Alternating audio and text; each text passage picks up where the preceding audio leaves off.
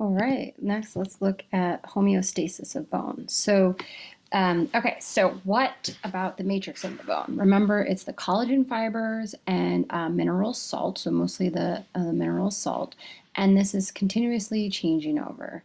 So there's growth, there's loss, and there's maintenance. What's the difference? Or how does the body decide? Well, first, let's talk about what we need the bones for, right? So they're this reservoir of calcium and phosphorus, and calcium and phosphorus are building blocks for bone, but they're also important for neural and muscular activity. They play a role in blood clotting mechanisms and also the membranes of cells and tissues and their function. So that's why the bones are so important. Is that we can pull from our bones to help with the entire body in maintaining homeostasis. So if there is a depletion for some reason, we'll draw on the bones for that. So let's look at it. Okay, so there's a normal amount of calcium in the blood, right? We get a normal amount in our diet, and then we could get too much calcium levels in the blood. So say we have that imbalance, and the thyroid gland is the gland that will detect it, and then the calcitonin, right, is going to be the chemical messenger that's going to stimulate a change. So this is the message that's received. This is the action that's taken, and what happens is the calcium salts are deposited into the bone. So if there's too much calcium in the blood, more than is needed, then we're going to lay down the bone. So if you're consuming calcium in weightlifting, you're going to lay down bone. So then we get back to a normal balance, that calcium had somewhere to go. What if we don't have enough? So the thyroid gland and the parathyroid, in conjunction with the parathyroid, work together. So it's that gland that is going to release the hormone, and again, another chemical messenger here, to stimulate osteoclast activity. So backing up, there's an imbalance, right? There's not enough calcium in the blood. That's recognized here. Communication says, all right, we need parathyroid hormone to stimulate osteoclast activity, and we want to take out calcium from the bone in order to put it into the bloodstream and deliver it into the body where it needs to be. So that's how that works.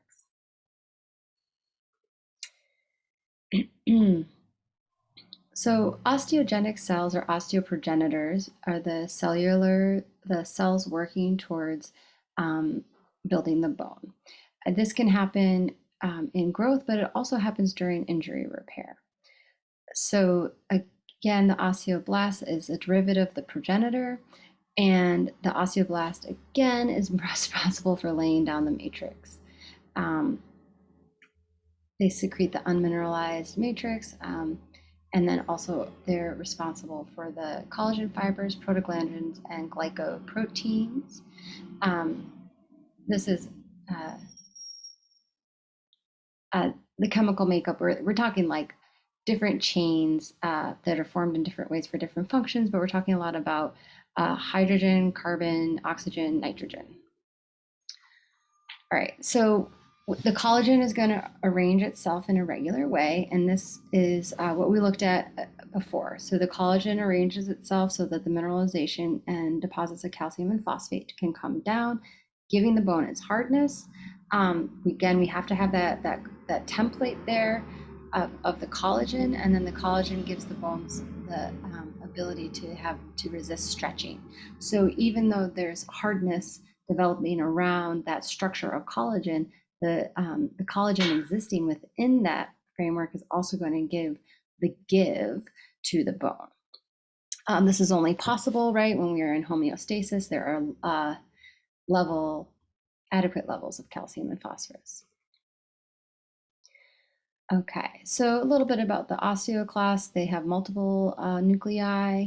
They come from monocytes, and they have a lot of energy producers and lysosomes as well. So what that means is that a lysosome is something that can break things down. Enzymes degrade. Okay, so this is a specific type of enzyme that's able to degrade or break down, right? By releasing a chemical, it causes a reaction that causes the breakdown. So we maintain daily cellular activity, right, through the osteoclast, through this process of bone turnover. Oh, here it says the enzymes digest, phagocytize, and absorb and degrade the matrix materials. Yeah. So it does that through the enzymes and acids. And again, this really, is of calcium and phosphorus when the blood levels are too low, right? To maintain that, the osteoclasts are going to be stimulated and start this process. So not only does this do we have the chemical messengers of stimulation, but we have that force tension stress or compression stress. So here's just some old images of beautification that was done in ancient times, right? So there was a attractiveness for a long, flat forehead. This is skull remodeling. And if you put the bones while they're growing, right, into a specific mold, the bones will mold around that. So this is what is illustrated here. This is also an ancient practice. This is about foot binding, which socially was a way to it was a disempowerment movement towards women. So there was this attractiveness that was attributed to having these small, tiny feet. So the feet would be bound and manipulated into a deformed shape to be tiny. So the sociological impact of that is that a woman or a child who underwent this, and it was for females in the culture, would not be able to function as far as walking goes. So they became more of like a, a pet or a doll, or sort of this being as a human that needs to be carried. So I'm saying this when there's a lot of different ways we can experience through life. So I'm not trying to cast a judgment on it, but for women's rights and empowerment, this is something that actually isn't practiced anymore for that liberation movement. There was also a sexual connotation with this, so that this was like a form, the deformity of the foot was used for sexual activities as well. So that's a bit of that history. But again, we have an understanding of how it is possible to form those bones into a different shape, right, by allowing them to grow or not grow in a certain area. Increasing in bone width this is a normal activity. We find it's better for your overall health to increase your bone width. I've said it before, but here's a nice image of how you can do it, right? You can flip tires, and this is the pattern. You increase your muscular activity, that increases the tension on the tendon. The tension increases the tension on the periosteum. The periosteum has the osteoblasts living there, and that is where the activity is stimulated to increase. So that's the process. Density of bone in the overweight and the athletic. So we know this, there's bone density scans that can be done. And so just being overweight will put more tension and stress on your bones, causing them to develop. So that's Wolff's Law. And so someone might be like, oh, I'm not overweight, I'm just big boned. Well, you're probably both, right? You probably have both of those. And there's I don't know, like 5 or 6 years ago, 10 years ago, they started this like fat but fit movement. So there's definitely some sort of balance between weight, what's traditionally weight or overweight, and bone health, and overall health. Right. So the most important thing, everybody, when we're considering how our bodies are operating is that we are in some sort of balance and we're taking in the right amount of nutrients and putting out the right amount of energy. What happens if we increase our physical activity, right? We just talked about that with the last slide. It leads to thicker, denser bones. These are the people that get it. So an athlete who's a jogger has a repetitive movement, but it's not going to increase the bone strength the way that weightlifting does or load-bearing exercises. So it's not an effective way to stimulate bone growth, although it's beautiful for heart health. Physical activity, when it decreases, right? There's a decrease whenever you stop moving, you get into a car accident and you stop moving right away. Muscle atrophy begins and bone reabsorption starts to happen because it's not being used in the bone, or it's not going to be stored in the bone anymore. So we lose bone mass.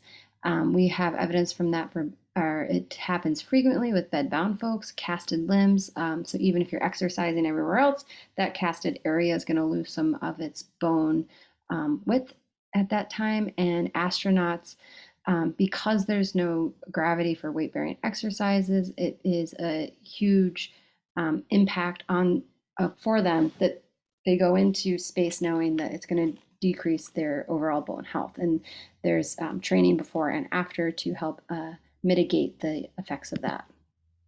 Here's my astronaut picture, and we have the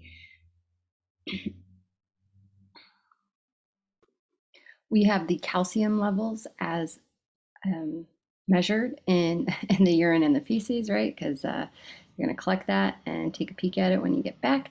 So so here's our baseline before the flight. This is where we start.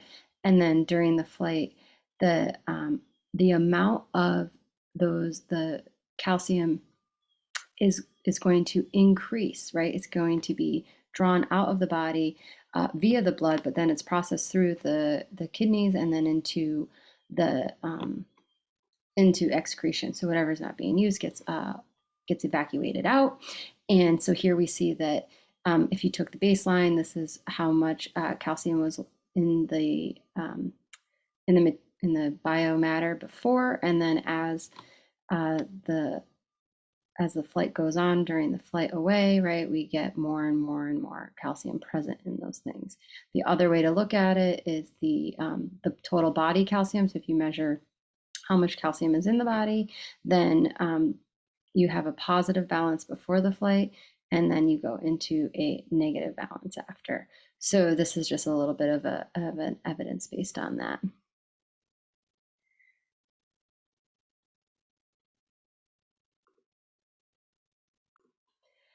The disuse here, this is again just an illustration that if something is not exercised, it atrophies. And here we can see the bone width in this illustration, and then how we lose bone deposition, we lose bone width with time. So weight-bearing exercises are important in rehab after.